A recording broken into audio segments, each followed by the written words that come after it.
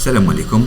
On continue la série d'exercices du TDR numéro 1 du premier chapitre et nous nous intéressons maintenant à l'exercice numéro 4 qui est donné par l'énoncé suivant. Calculer la racine de la fonction f2 de l'exercice numéro 2 en utilisant la méthode de la séquente. Donc la fonction f2 c'est x exponentielle x moins 1 et l'intervalle c'est 0,1. Il est inutile de vérifier ici le théorème des valeurs intermédiaires puisque nous l'avons déjà vérifié lors de la résolution de cette fonction sur l'exercice numéro 2. Et nous avons trouvé que le théorème des valeurs intermédiaires est vérifié.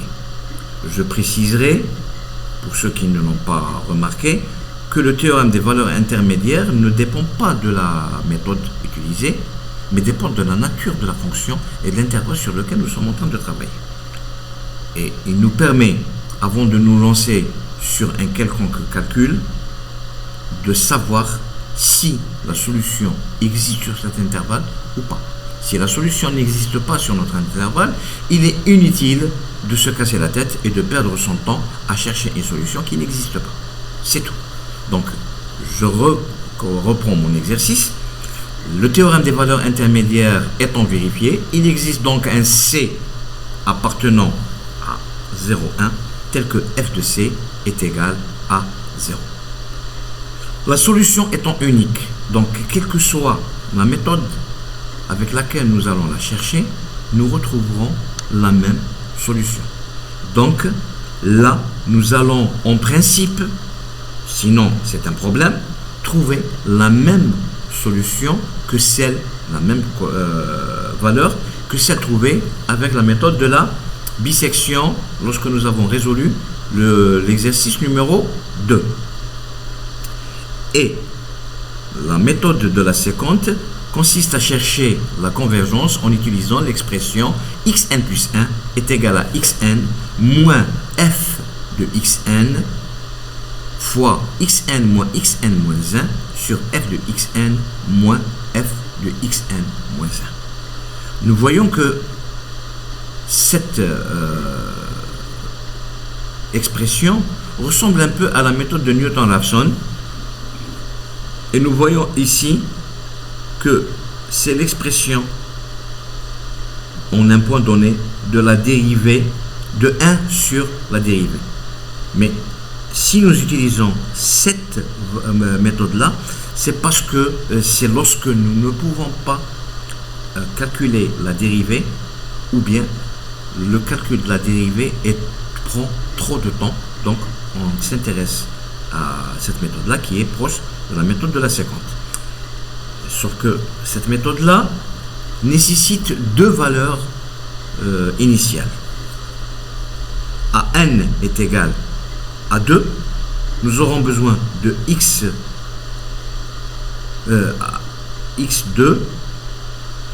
et a n égale à 1, pardon. A n égale à 1, on commence pas par 0, on commence par n égale à 1. Nous aurons 1 plus 1, x2 est égal à x1 moins x1 moins f de x1 facteur de x1 moins x0 sur f de x1 moins f de x0. Donc nous avons besoin de deux valeurs initiales.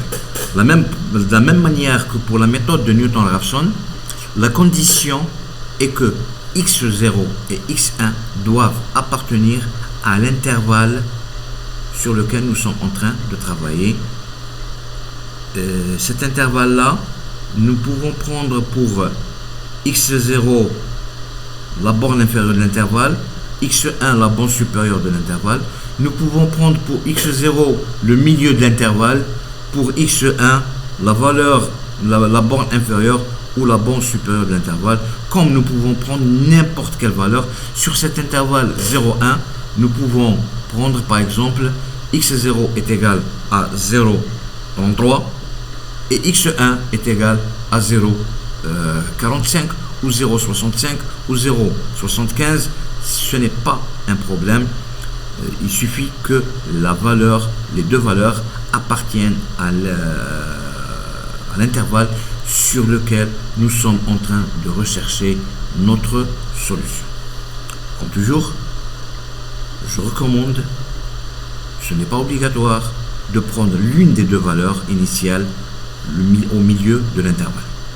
Parce que lorsqu'on prend la première valeur au milieu de l'intervalle, ça veut dire que nous sommes, quelle que soit la valeur de la solution, nous sommes proches de cette valeur-là. Et ça va accélérer la convergence sans plus. Donc on pourra gagner au maximum 1 à 2 opérations sans plus. Donc là, nous allons prendre le cas numéro 1. Regardez, le cas numéro 1, on prend x0 est égal à A, donc x0, le voici, est égal à 0. x1 est égal à B, donc x1 est égal à 1. F de x0 est égal à moins 1 et f de x de 1 est égal à 1 7183. Et la valeur de x2 va être égale à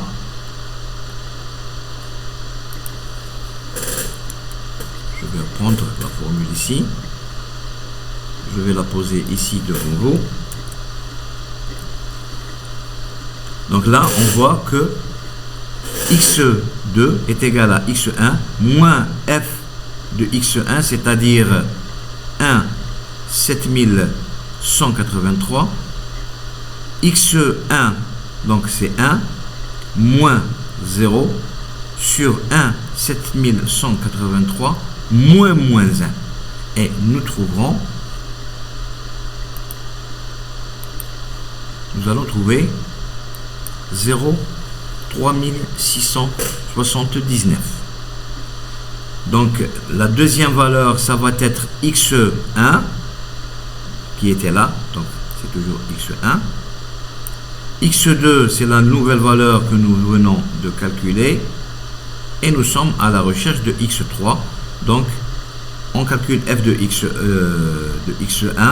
f de x2 et nous aurons x3 est égal à 0 5033.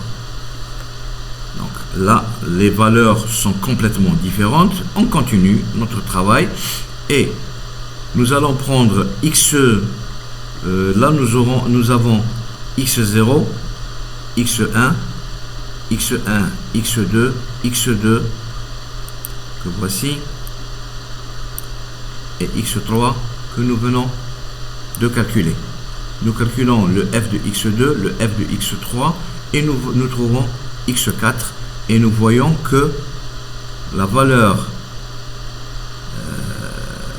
ici est la première valeur a été fixée. Nous continuons de la même manière nos calculs.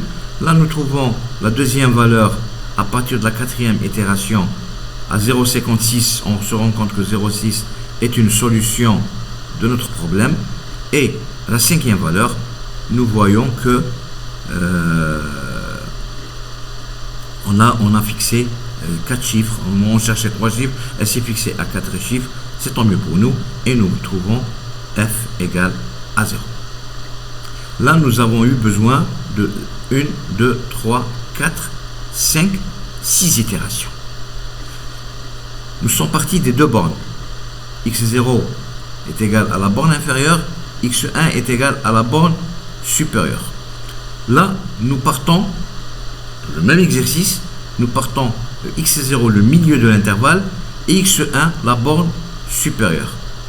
On se rend compte que nous gagnons une itération. Au lieu d'arriver jusqu'à n égale à 5, on s'arrête à n égale à 4, parce que on a commencé déjà des valeurs qui étaient proches de notre solution. Et vous voyez que ici, la solution, le premier x, déjà, la valeur du premier chiffre après la virgule est déjà fixée. Donc vous voyez, on a déjà une approche très rapide de notre solution. Je vous remercie pour votre attention.